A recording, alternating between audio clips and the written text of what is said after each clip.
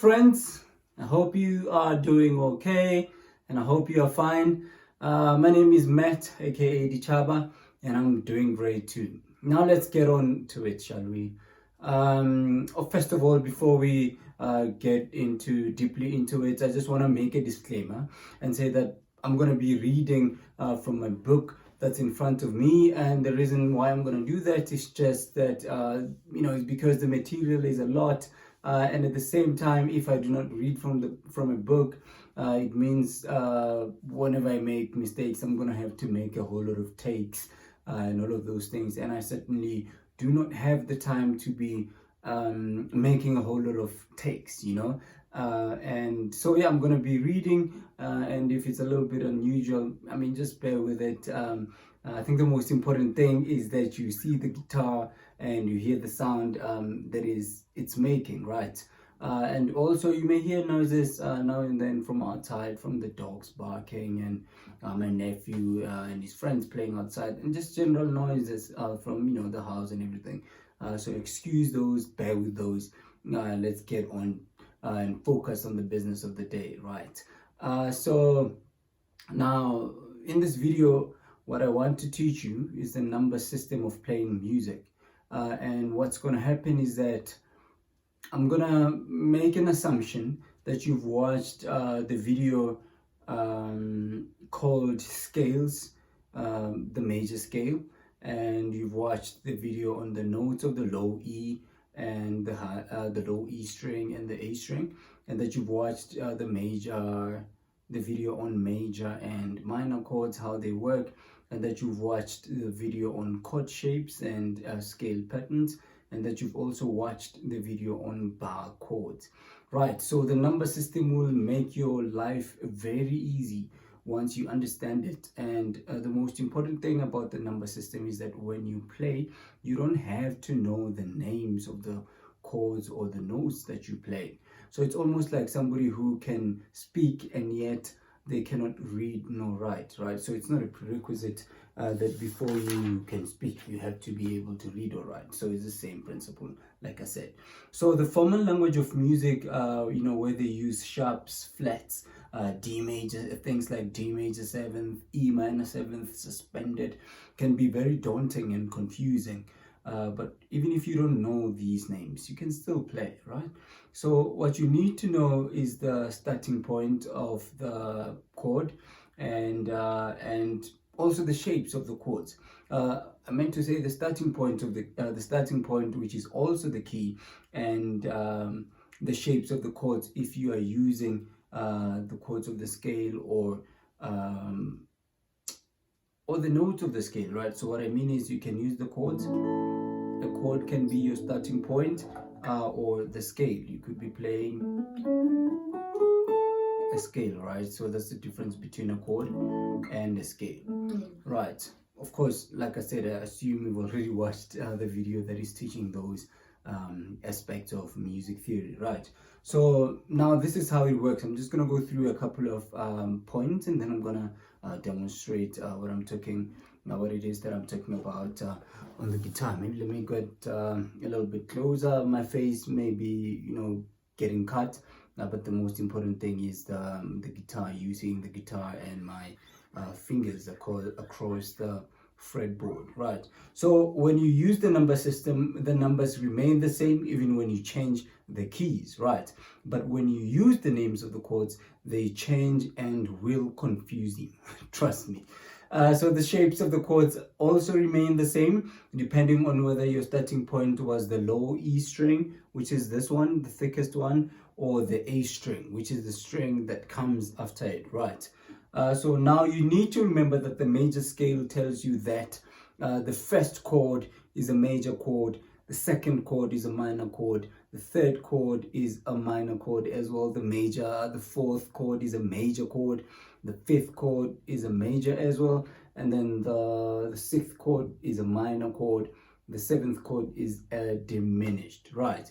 So what you realize from this formula is that the major chords have the same shape. For example, this is a major chord, A major, but if I go down, that's a G major, right? But they have the same shape. I only just moved my hand down, literally. and this means that they are played the same. And on the other hand, minor chords have the same shape, meaning they're played the same as well. For example, this is a minor chord, and this is also a minor chord, right? And that one. So I was just moving my hand in the same position. So that's what this means. So now I will demonstrate it using the key of A and the key of C. Remember, I said I assume that you've watched the video on keys, right? So in other words, the key of A and the key of C will be our starting points. Remember, I told you key means starting point. So the key of A will be a starting point, and the key of C will also be a starting point. So, or our root notes, as they're sometimes or mostly called by people who are already advanced in music, right? So now we're gonna go to the key of A, which will be here, because this is where the A note is, right? So the key of A will be here.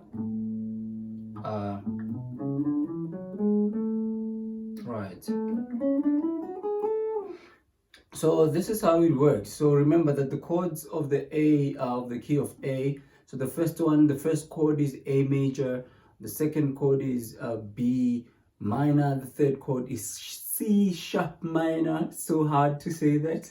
And the fourth chord is D major. And then the fifth chord is E major. The sixth chord is F sharp minor. And the seventh chord is F sharp diminished, right?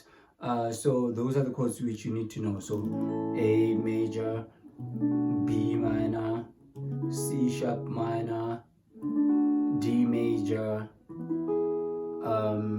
what comes after D? E major, and then F minor, F sharp minor, and then G sharp diminished, right? So those are the chords, right? So did you hear all of those names that I was saying? So imagine having to retain all of those names in 7 different ways. It's just problematic. So when it comes to the number system, what it says is that the A major will become the 1, the B minor will become the 2, the C sharp minor will become the 3, the D major will become the 4, the E will become the 5th or the 5, the F sharp minor will become the 6, and the G sharp diminished will become the 7, right? So from now on, you no longer say the names, right? You no longer say A major, E minor. All you say is 1, 2, 3, 4, 5, 6, 7, right? So you see, when you use numbers, you don't even say 1 major or minor. 1 is just 1, although in your mind you know it's major, right? So I've kind of like already said this, but it's written there. So now I want you to look at what happens when I change the keys, when I change the starting point. So I'll begin by moving from the key of A to the key of G, right? So we have a different starting point now. So I just know that the 1 looks like this. This is the 1. I don't have to say the name of it. I know it is the 1 because all I've changed is the starting point, but the shapes remain the same, right? So this is the 1. That's the 2. That's the 3. That's the 4. That's the 5. That's the 6. That's the 7. Right? If you listen, they're saying do, re, mi, fa, sol, la, ti, do. But we're not focusing on the last do. So you see what happens. So it's just a matter of so you don't need to know the names. Remember, the most important thing that I want you to notice here is that you don't really need to be knowing all these many names. You just have to know that the 1 will take on this shape, and the 2 will take on that shape, and the 3 will take on the same shape as the 2 because they are both minor. So, and here's another thing. So the 1, the 4, and the 5th are all major, and the second, the third, and the sixth are minor, right? So look at those patterns. It's all about looking out for the patterns. And so we're about to get finished with this lesson now. And so what I'm going to do is that I'm going to do it as well in the key of C, because the key of C starts on the A string. So the ones that I was dealing with all begin on the low E string, right? The thickest one. So when we go to the key of C, it has, the first chord is the C major, the second chord is the D minor, the third chord is the E minor, the fourth chord is the F major, the fifth chord is the G major, the sixth chord is the A minor, and the seventh one is the B diminished. So this is the C major, right, and the D minor, and the E minor, the F minor, the F major, excuse me, the G major, the A minor, and the B diminished, right? And by the way, the same things apply for the acoustic guitar as well. Just because I'm not using the acoustic now, it doesn't mean you can't use it. I'm using this one now specifically because you see most acoustic guitars end here, right? And which kind of like, so everything that I've played going that way can be played without me going that far, right? So I could just and do this and do that, right, and do that,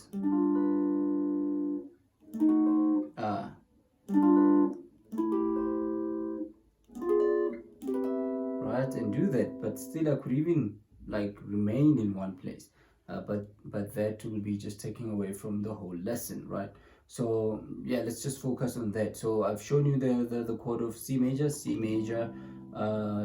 the first chord will be C major, the second D minor, the third E minor, the fourth F major, and then the fifth G major, the sixth A minor, and the seventh B diminished, right? So in terms of the number system, C major will become the 1, C major, D minor will become the 2, E minor will become the 3, and then F major will become the 4, G major will become the 5, A minor will become the 6, and B will become the 7, right? So from there, we no longer talk of A minor, G minor, B minor, D minor, and none of that, right? So what I'm going to do is I'm going to change the starting point and take it to B, which is me changing keys. So this is the key of C, right? I'm changing to the key of B, right? Of B flat. Did you hear that? B flat. Those words sound so scary. So when we move to this, we just know this is the 1. If we want the 1, this is the 2, this is the 3. You see? And there's shapes. Look at my hand when it's moving from the 2 to the 3. It's in the same shape. And when I go to the 4, it's in the same shape it was in the 1, and the 5, and the 6. Right? So I didn't say all of those names, and trust me, I'm not pretending. They don't just come to my head. I have to stop and think if I really want to call them out. But I know that if this is the 1, then this is the 2, this is the 3, this is the 4, the 5th, the 6th, and the 7th, right? And I can also start here. It's gonna be the same. I'm changing keys.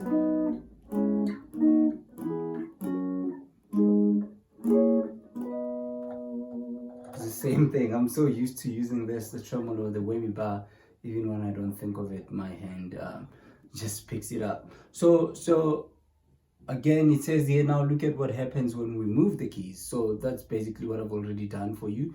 We've moved the keys, right? So the very shape I held for the 1 is the same. So the very shape I held for 1 is the same, and the shape I held for 2 is the same. So I've already said this. It's just that I'm going through my script and speaking over myself, right? So now the last thing is that the last important thing is that you need to know that this can be done with all the keys. Again, so some keys are very good when you're starting them on the A string, starting from here, because it gives you what we call range, right? So you have a whole lot of space to play.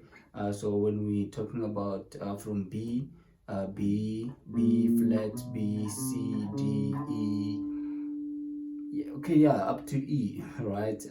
They're very good when you're starting them on the low E string, and the E. Okay, maybe let's say D, E flat, E, right? Up to E, they're very good when you're playing them on the A string, and then from F sharp, G, F, F sharp, G, G sharp, A, B flat. You can play them on the A string, although B flat is already on the A string. So I think as you grow in your experience, what's going to happen is you're going to get used to all the different combinations you can use to sort of like play these chords, using the number system. And it also applies to scales as well. So we're just going to go quickly to the back to the key of A, and I'm going to do the A major scale. I'll just make it say do so it makes sense. So this is the A note, and look at this. I can play these things without looking at the guitar, right? So this is the A note, this is the B note, this is the C sharp note, this is the D note, this is the E note, this is the F sharp note, this is the G sharp note, and this is the A note repeating on the other end. So right, but I can change this shape and move it to the next key. Did you hear the key changing? There's the key changing again. There's the key changing again. So you see what's happening. So what's happening here, now back to the key of A, what's happening here is that I'm only changing the shapes. So I'm not thinking so much about what those notes were that I was playing when I was going up. All I know is that my hand already knows this shape. Even if I'm not looking at the guitar, I can play this shape, right? So this will become the 1, this is the 2, the 3, the 4, the 5th, the 5, the 6th, the 7th, and the 1 again, repeating on the other hand, on the other end. So if I say play 2, 5, 1, so what I mean is play the second note, and then the 5th, and the 1, right? What other things? So the same thing applies with the chords. So I might decide. So usually when you're playing music, you never really play all the chords in a scale at the same time, or the notes in the scale at the same time. There's usually a select few that you use. For example, if I say play 2, 5, 1 in chords, you just go right. That sounds jazzy, right?